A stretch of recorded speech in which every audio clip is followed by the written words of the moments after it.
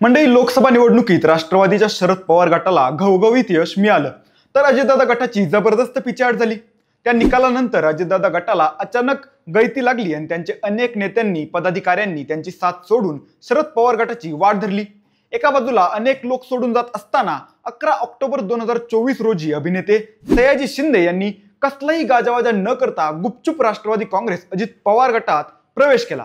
त्यांच्या त्या निर्णयानं सर्वांना धक्का बसला, कारण सयाजी शिंदे हे अभिनयासोबतच झाडं लावण्याचं आणि ते जपण्याचं मोलाचं काम करत होते। मात्र त्यांचं सामाजिक कार्य सुरू असताना सयाजी शिंदे यांनी थेट राजकारणात प्रवेश केला।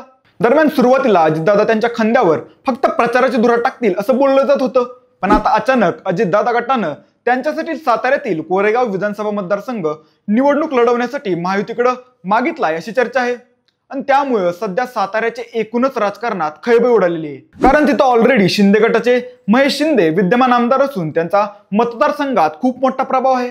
मग आता कोरेगावच्या जागेवरून एकनाथ शिंदे आणि अजितदादा यांच्यात काही घासाघीस होणार का आणि परिणामी महायुतीत काही बिघाडी होणार का? नेमकं काय घडतंय पडद्यामागं? सयाजी शिंदे कोरेगावचे पुढील आमदार होऊ शकतात का? त्याचा घेतलेला हा सविस्तर आढावा। नमस्कार, मी ऋतुराज आणि तुम्हाला तर माहिती आहे आपला विषयच भारी।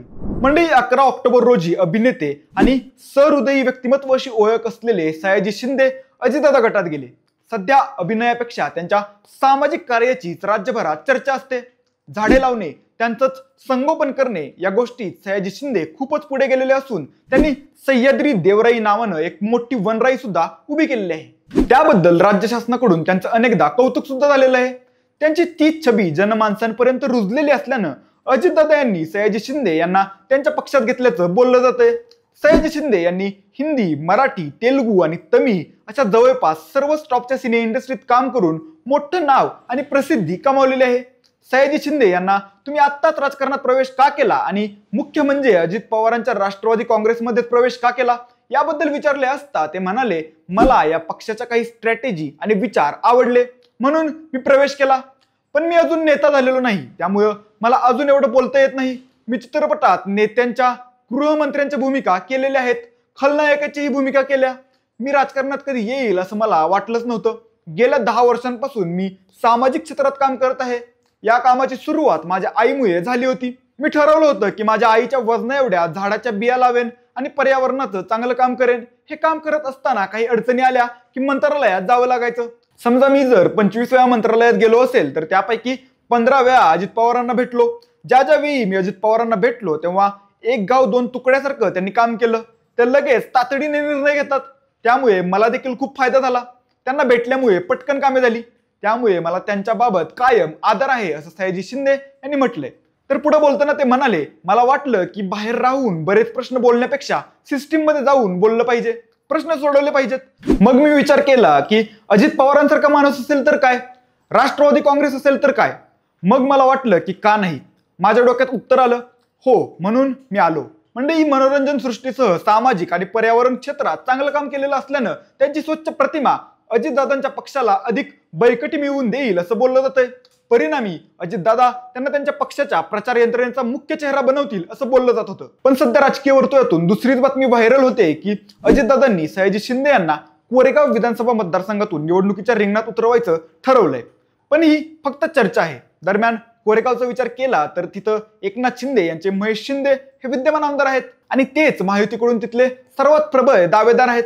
मग अशा परिस्थितीत महायुतीमध्येच बिघाडी होईल अशी भूमिका अजितदादा घेतील का, किंवा कोरेगावच्या बदल्यात एकनाथ शिंदे यांच्याशी ते निगोशिएशन करतील का, अशा अनेक चर्चा रंगलेल्या आहेत। आता अजितदादांचा कोरेगाव विधानसभा मतदारसंघावर का डोळा आहे, तर 2009 आणि 2014 या दोन्ही टर्मला तिथं राष्ट्रवादीचे शशिकांत शिंदे हे आमदार म्हणून निवडून आलेले होते आणि त्यांनी मतदारसंघात राष्ट्रवादीचं चांगलं संघटन केलेलं आहे। पण 2019ला महेश शिंदे यांनी शशिकांत शिंदे यांना अल्पशा मतांनी पराभूत केलं। त्यावेळी त्यांना त्यांच्या परफेक्ट संघटन कौशल्याचा आणि अचूक नियोजनाचा फायदा झालेला होता। शशिकांत शिंदे यांनी मतदारसंघाच्या गावागावातील प्रस्थापित आणि ज्येष्ठ लोकांना बळ पुरवलं होतं, तर महेश शिंदे यांनी तरुणांची फई टार्गेट केली होती। त्यामुळे उमेदीचा जो तरुण वर्ग होता त्यांनी निवडणुकीच्या काळात महेश शिंदे यांच्यासाठी खूप अटीतटीचे प्रयत्न केले। परिणामी महेश शिंदे यांनी कोरेगाव विधानसभा मतदारसंघातून 2019 साली बाजी मारली। आता सध्या मतदारसंघात शिंदे गटाचे महेश शिंदे विरुद्ध शरद पवार गटाचे शशिकांत शिंदे अशीच लढत होणार असल्याच्या चर्चा आहेत। पण या दोन्ही शिंदे उमेदवारांमध्ये आता तिसरे शिंदे म्हणजेच सयाजी शिंदे एंट्री घेतील असं बोललं जाते. पण अद्याप या फक्त संभाव्य चर्चा असून अजितदादा आणि एकनाथ शिंदे यांच्या भूमिकेनंतरच महायुतीतील सर्व काही चित्र स्पष्ट होईल. जरी अगदी अटीतटीच्या प्रसंगात महायुतीकडून कोरेगावची जागा अजितदादांना सुटली आणि त्यांनी तिथं शरद पवार गटाच्या शशिकांत शिंदे यांच्या विरुद्ध सयाजी शिंदे यांना संधी दिली, तर महेश शिंदे हे त्यावेळी भाजपमध्ये प्रवेश करून किंवा अपक्ष म्हणून कोरेगावची विधानसभा निवडणूक लढवू शकतात. तसे ते मूळचे भाजपचेच आहेत, पण 2019 साली ऐनवेळी त्यांना शिवसेनेत प्रवेश करावा लागला होता, कारण तो मतदारसंघ युतीत शिवसेनेला सुटला होता. खरं तर महेश शिंदे 2014 पासून कोरेगावच्या राजकारणात सक्रिय आहेत. 2014 साली त्यांना संधी मिळाली नव्हती, पण तरीही त्यांनी मतदारसंघात त्यांची मोर्चेबांधणी सुरूच ठेवली होती. 2019ला त्यांनी 2 वेळचे आमदार शशिकांत शिंदे यांना जोरदार धक्का देत विजय मिळवला.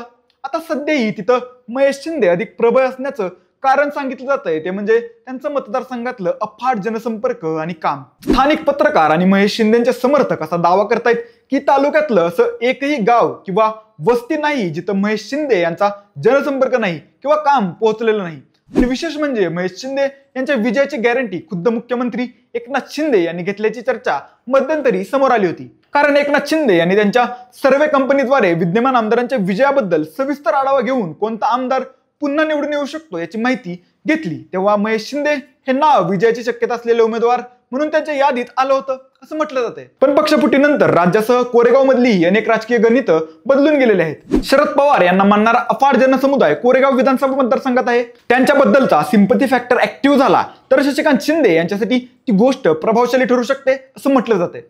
कारण यंदा लोकसभेला जेव्हा शशिकांत शिंदे उभे होते तेव्हा कोरेगाव विधानसभा मतदारसंघात त्यांची पिछाडी झाली असली तरी त्यांना जी मतं मिळालेली होती ती जवळपास 90,000च्या आसपास होती. महेश शिंदे यांनी उदयनराजेंना 1 लाखाचा वोट शेअर मिळवून दिला होता. त्यामुळे शरद पवार यांच्या सहानुभूती फॅक्टरवर हे लीड विधानसभेला तुटणार का याकडे शशिकांत शिंदे यांचं लक्ष असेल. त्यासाठी ते देखील कामाला लागलेत. गावागावात भेटीगाठी देणं असो, कार्यक्रमांना जाणं असो, यावर त्यांनी भर दिलाय. आता ही झाली मुख्य लढत. पण सयाजी शिंदे कोरेगाव मधून लढायला आलेच तर मग महायुतीची कशी गोची होणार हे पाहणं औत्सुक्याचं ठरणार आहे.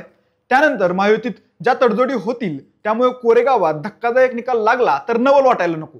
पण कोरेगावात सयाजी शिंदे यांच्यासाठी तुलनेने तितका पॉझिटिव्ह रिस्पॉन्स नसेल, कारण कोरेगावकरांनी ऑलरेडी विद्यमान आमदार महेश शिंदे त्यांचे विरोधक शशिकांत शिंदे या दोन्ही शिंदेसाठी कंबर कसलेली पाहायला मिळतीये.